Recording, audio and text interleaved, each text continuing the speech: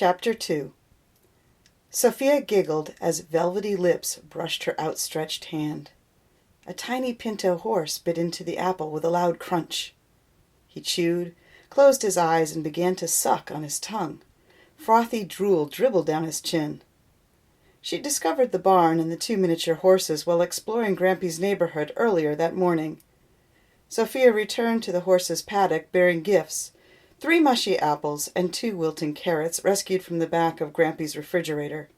She barely knew her great-grandfather, but she'd be stuck living with him for the rest of the summer. At least his house didn't smell like dirty socks. A chestnut mare approached the fence. Her narrow blaze looked like white paint that had splattered onto her forehead and dribbled in an uneven line down the left side of her face. The little horse's nose peeked through the fence and nuzzled Sofia's thigh. The pinto flattened his ears and pushed his companion away, clearly the boss. "Don't be such a sourpuss. You won't get any friends that way," Sofia teased. In response, the horse raised his upper lip and smacked loudly. "What a goofy little guy." Sofia laughed and fed him another apple. "You're adorable." She reached through the wooden fence boards and stroked the pinto's long black and white forelock. How unusual for a horse to have 1 brown ear and 1 white ear. But grabbing her attention were the pinto's eyes, both blue. She had never seen a blue-eyed horse before. Sofia's own eyes were a rich coffee brown, like her Dominican father's. He'd loved to dance, his hand on Mom's hip, drawing her close, touching her freckled face, laughing. He called it bachata. Sofia guarded these precious fragments of memory, yet they continued to slip away, disappearing from her life as her father had so many years ago. The chestnut mare lifted her head, pricked her ears forward, and stared intently into the distance. A moment later, Sofia heard it too, tires crunching over gravel. She froze, unsure of how to respond before backing away from the fence. She dashed for her bike and mounted it just as a red pickup truck rounded the corner and came into view. The vehicle stopped abruptly, and the driver rolled down her window. "What are you doing here? This is private property." Sofia's bike wobbled as she struggled to find her balance while clutching the remaining apple and carrots in her left hand. The horse's treats tumbled to the ground. The woman in the red truck narrowed her eyes. "Are you feeding my horses?" Blinking back tears, Sofia raced down the driveway, not daring to look back. The miniature pinto and tiny chestnut mare were the first horses Sofia had touched since leaving Grandma Lisa's house nearly 2 months ago. She'd hoped she might be allowed to help the neighbor care for them, but she'd blown it. She'd trespassed on private property and fed the horses without asking first, and now the lady in the red pickup truck must hate her. Does Sundance remember me? Sofia leapt up the porch steps 2 at a time and rushed through the door of her great-grandfather's house. Grampy looked up from his newspaper and frowned. "What are you in such a rush about?" She quickly wiped her sleeve across her eyes. Wetness still clung to her long black eyelashes. She hoped he didn't notice. Old people don't always see that well. Sofia took a slow breath and tried to calm her voice. "I'm sorry, Grampy."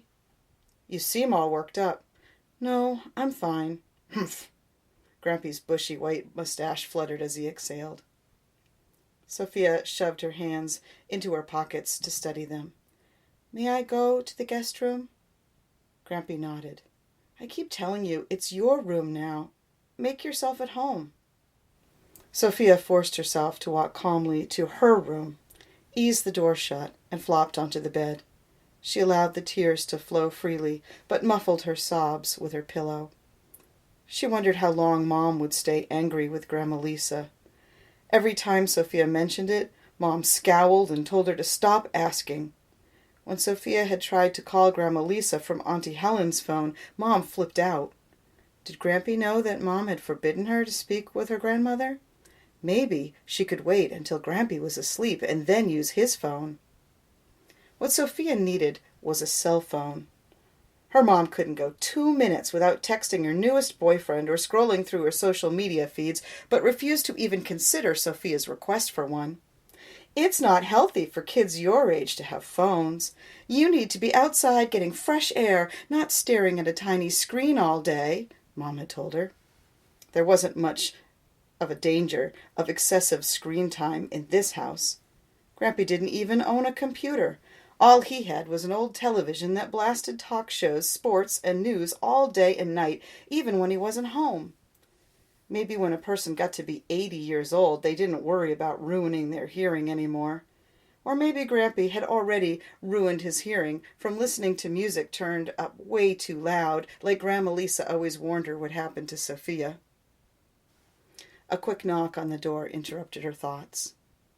"I made some mac and cheese if you are up for it," Grampy said. She opened her door and followed her great-grandfather to the kitchen table. Grampy lifted a pile of magazines and junk mail from Sofia's seat and placed it on the wobbly metal stand beside his ancient television set.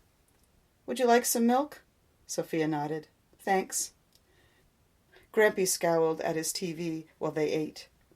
The Red Sox were losing to the Yankees by 2 runs.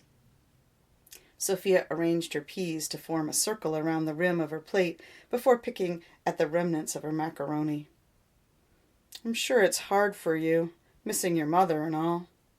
Sofia didn't look up. "I guess so." She wasn't entirely sure she did miss Mom. Not yet, anyway. It had only been a week since Mom left for England. She hated to admit that, even to herself. What kind of daughter wouldn't miss her own mother? Grampy's fork clinked against his plate. He sipped his Diet Coke. The Yankees pitcher struck the Red Sox batter out, ending the inning. "Lisa tells me you're quite the horseman," Grampy said. "Horsewoman. I guess so." When had Grampy spoken with Grandma Lisa? It was hardly fair that he could talk with her when Sofia couldn't, even if Grandma Lisa was his former daughter-in-law. Sofia mashed her peas into the remaining macaroni and cheese and put down her fork. "My neighbor Stephanie has horses, the miniature kind," Grampy said. Heat rose in Sofia's cheeks. She hoped Grampy wouldn't notice.